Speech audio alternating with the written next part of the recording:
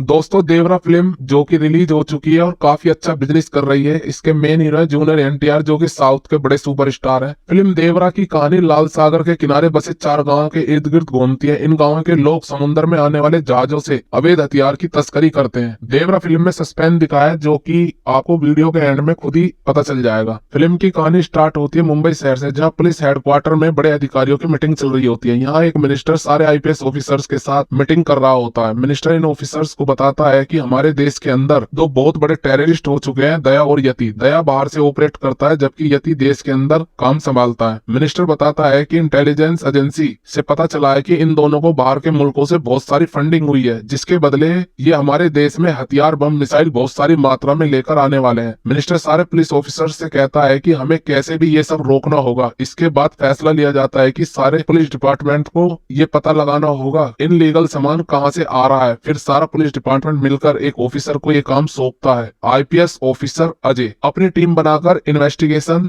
शुरू कर देते हैं। इसके बाद अजय आईपीएस यति के एक आदमी को पकड़ लेते हैं, उसे टॉर्चर करते हैं। उसके बाद वो आईपीएस अजय को सब कुछ बता देता है। वो अजय से कहता है कि वो दया और यति के लिए काम करता है लेकिन 3 महीने से उसे देखा नहीं है। आईपीएस अजय उससे पूछता है कि इंडिया के अंदर ये सामान लेकर कैसे आते हैं, क्योंकि शिप से जब भी वो सामान लाने की कोशिश करेंगे तो कोस्टल गार्ड उन्हें पकड़ लेंगे, क्योंकि उनकी चेकिंग से वो बच नहीं पाएगा। पर ये सुनकर यति का जो आदमी है वो आईपीएस अजय को बताता है कि जो भी इनलीगल सामान समुद्र के रास्ते शिप से आता है वो उसे पानी के अंदर ही उतार लेते हैं। इसलिए जब शिप पोर्ट पर पहुंचता है तो इंडियन कोस्टल गार्ड को उसमें कुछ नहीं मिलता। ये सुनकर आईपीएस अजय शॉक्ड हो जाता है, क्योंकि इतने बड़े कंसाइनमेंट को पानी में उतारना बहुत ही मुश्किल काम है। फिर यति का आदमी आईपीएस अजय को बताता है कि हमारा जितना भी इनलीगल सामान आता है वो मुंबई से काफी दूर रत्नागिरी में आता है। रत्नागिरी आंध्र प्रदेश और तमिलनाडु के कोस्टल एरिया के पास है। जब हमारा इनलीगल कंसाइनमेंट रत्नागिरी के पोर्ट पर पहुंचने से पहले पानी के अंदर ही सारा सामान उतार लेते हैं। ये सारा सामान निकलवाने में रत्नागिरी के आसपास के गांव के लोग हेल्प करते हैं, जिसके बदले उन्हें पैसा दिया जाता है। ये सब बात जानने के बाद आईपीएस अजय अपनी टीम के साथ इन्वेस्टिगेशन करने के लिए रत्नागिरी पहुंच जाता है। वहां जाने के बाद आईपीएस अजय को पता चलता है कि ये सारा इनलीगल काम कराने में वहाँ का डीएसपी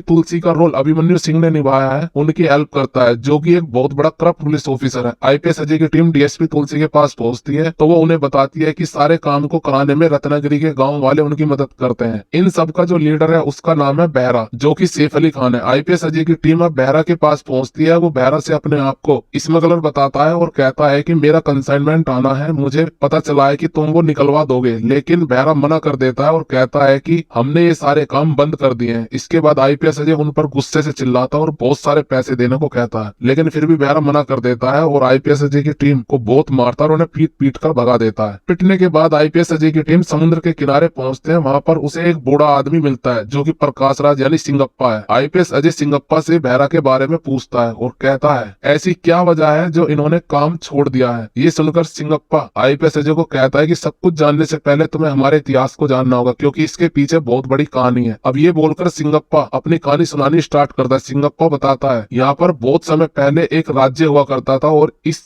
राज्य के सैनिक बहुत निडर, ताकतवर और बलशाली थे। उनके जैसे योद्धा आसपास कहीं नहीं थे, इसलिए इस राज्य पर अब तक जितने भी हमले हुए उन हमलों से उन्होंने राज्य को बचाकर रखा। लेकिन इतने सारे युद्ध लड़ने की वजह से बहुत नुकसान हुआ। जब अंग्रेज यहाँ पर आए तो उन योद्धाओं ने अंग्रेजों को तो भगा दिया, लेकिन राज्य का सारा शासन बिगड़ गया और यहाँ का राजपाट पूरी तरह से समाप्त हो गया। ये सब होने के बाद जो योद्धा राज्य की हिफाजत करते थे उन्होंने यहाँ 4 गाँव बसाए। उन गाँव में एक योद्धा गाँव का सरदार होता था। क्योंकि अब यहाँ कोई काम नहीं था तो उन्होंने समुद्र में जाकर मछली पकड़ना शुरू कर दिया। उसी से अपनी जिंदगी चलाई, लेकिन इन सब के बावजूद हालात बिगड़ते चले गए और पीढ़ी दर पीढ़ी हम गरीब होते गए। फिर सिंगप्पा बताता है कि कुछ समय बाद हमारे यहाँ 2 आदमी आए जिनका नाम था मुर्गा और डीएसपी तुलसी। जब ये हमारे गांव में आए तो इन्होंने हमें काम दिया, क्योंकि हमारे गांव के लोग बहुत ताकतवर और बहादुर हैं। जो कोई भी काम नहीं कर सकता वो हमारे गांव के योद्धा कर सकते हैं। इस बात का फायदा मुर्गा और डीएसपी तुलसी उठाते हैं। असल में मुर्गा इनलीगल काम करने वाले लोगों के साथ मिला हुआ है, इसलिए वो विदेशों से बहुत सारे बम, मिसाइल, बंदूक, खतरनाक चीजों को शिप में डालकर हमारे देश में इनलीगल तरीके से लाता है। पोर्ट पर क्योंकि कोस्टल गार्ड का खतरा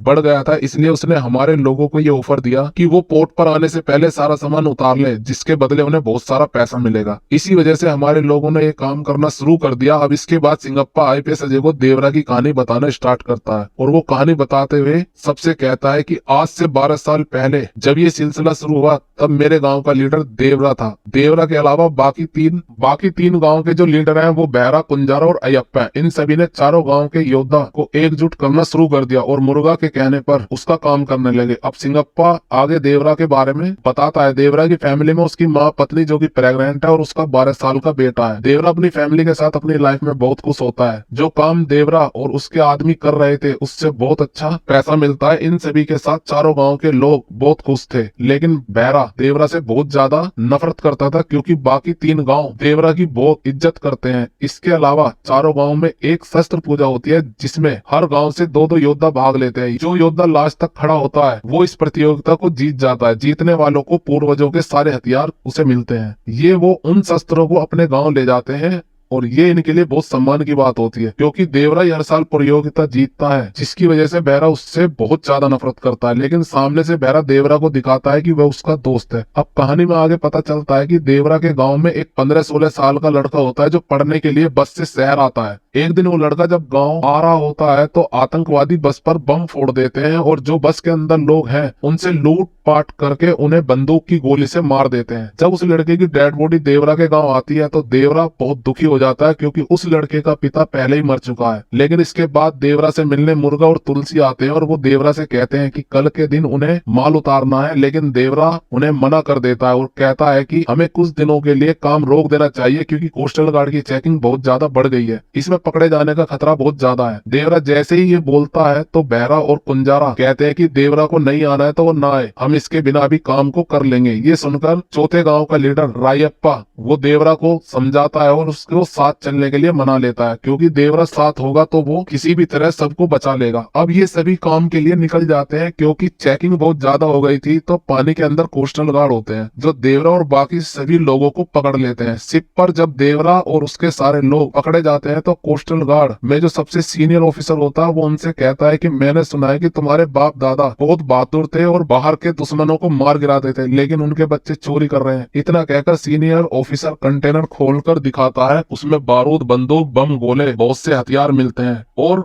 वो देवरा को बताता है कि तुम्हारे गांव का जो लड़का मरा था वो इन्हीं हथियारों से मरा था, ये लोग हमारे ही लोगों को मारते हैं। ये देखकर देवरा समझ जाता है कि ये ऑफिसर बिल्कुल सही कह रहा है। ये सब जानने के बाद देवरा ये डिसाइड करता है आज के बाद वो ये काम नहीं करेगा। इतने में बहरा, कुंजारा, रायप्पा उनके सारे साथी कोस्टल गार्ड पर हमला कर देते हैं और उन्हें मारने लगते हैं। लेकिन ये देखकर देवरा अपने लोगों के खिलाफ हो जाता है और वो उन सभी को ऐसा करने से रोक देता है। वो सभी कंटेनर लेकर वहां से चले जाते हैं। जाने से पहले देवरा ऑफिसर से वादा करता है कि वो आज के बाद ये काम नहीं करेगा और वो अपने बाकी साथियों को भी समझाएगा। वहां से निकलने के बाद देवरा और उसके बाकी साथी गांव आ जाते हैं। तभी मुर्गा और डीएसपी तुलसी वहां आते हैं। देवरा से सारा सामान मांगता है लेकिन देवरा उनके सामने सारे सामान को डिस्ट्रॉय कर देता है और वो उन दोनों से कहता है कि आज के बाद तुम्हारा कोई काम नहीं करेगा। देवरा चारों गाँव में ये ऐलान करवा देता है कि आज के बाद मुर्गा और डीएसपी का कोई काम नहीं करेगा। जैसे ही देवरा ऐलान करवाता है देवरा और रायप्पा का गाँव उसे सपोर्ट करता है, लेकिन बहरा और कुंजारा देवरा को मारने की फिराक में लग जाते हैं और अपने आदमियों से देवरा पर हमला करवाते हैं। लेकिन देवरा उन सबको खूब मारता है और उनकी पीठ पर एक्स निशान बना देता है ताकि बाकियों को ये पता चले कि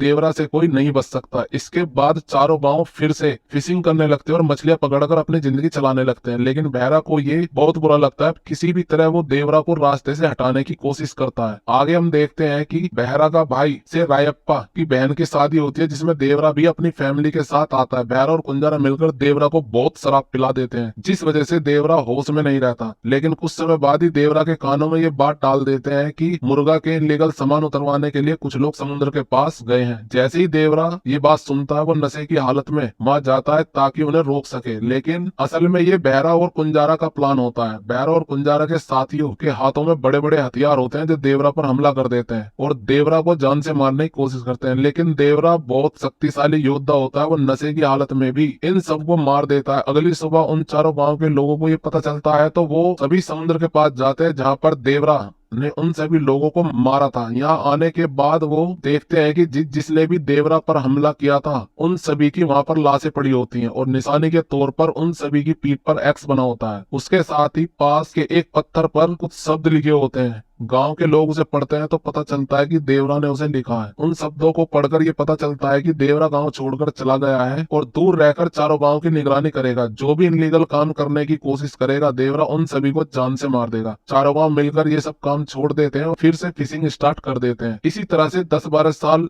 बीत जाते हैं और देवरा का बेटा भी जवान हो जाता है। वो भी देवरा की शकल पे होता है क्योंकि वो जूनियर एनटीआर ही होता है। दोस्तों, जहाँ देवरा बहुत वीर था वहीं उसका बेटा डरपोक होता है, इसलिए वो किसी से भी लड़ाई झगड़ा नहीं करता। इधर बहरा के जिन लोगों को देवरा ने मारा था उनके बच्चों को इकट्ठा करके एक आर्मी बनाता है और उन्हें बहुत खतरनाक ट्रेनिंग देता है। एक दिन बहरा के गाँव के लड़के देवरा की लड़की को छेड़ देते हैं, यानी वरा की बहन को। जैसे ही वरा को पता चलता है वो उन लड़कों को बहुत मारता है। वरा वहां से चला जाता है, तभी बहरा उन लड़कों में से एक लड़के को मार देता है, जिस वजह से गांव में ये खबर फैल जाती है कि वरा ने पीट पीट कर उन लड़कों में से एक की जान ले ली। जैसे ही वरा को पता चलता है उनमें से एक लड़की की जान चली गई है तो वो सीधे बहरा के पास आता है ताकि वो बहरा से माफी मांग सके। लेकिन बहरा उससे कहता है कि वो उसे माफ करेगा जब वो उसके साथ काम करेगा। वरा हाँ कर देता है। उसके आगे पता चलता है कि बहरा ने डीएसपी और मुर्गा से डील कर ली होती है। बहरा कहता है कि अगर देवरा उन लड़कों के सामने आता है तो ये लड़के उसे जान से मार देंगे। इसके बाद कंसाइनमेंट लाने के लिए समुद्र में चले जाते हैं। इनके साथ वरा भी जाता है। इन पर हमला होता है। देवरा एक एक करके सभी को मार देता है और सबकी पीठ पर एक्स बना होता है। उधर वरा की माँ सिंगप्पा के पास जाती है और कहती है कि देवरा वरा को भी मार देगा और यहाँ पर सस्पेंस खुलता है। सिंगप्पा बताता है देवरा तो 12 साल पहले ही मर गया था। इसका मतलब अब तक जो कुछ भी हो रहा था वो सब वरा कर रहा था। अब सवाल ये है कि जब देवरा ने सभी को मार दिया था तो देवरा को किसने मारा? फिल्म के एंड में वरा को वहां पर दिखाया गया, तो क्या वरा ने मारा होगा? इस सवाल का जवाब आपको पार्ट 2 में मिलेगा। आप भी हमें कमेंट में जरूर बताएं। वीडियो पसंद आई तो लाइक करें, शेयर करें। वीडियो को पूरा देखने के लिए धन्यवाद।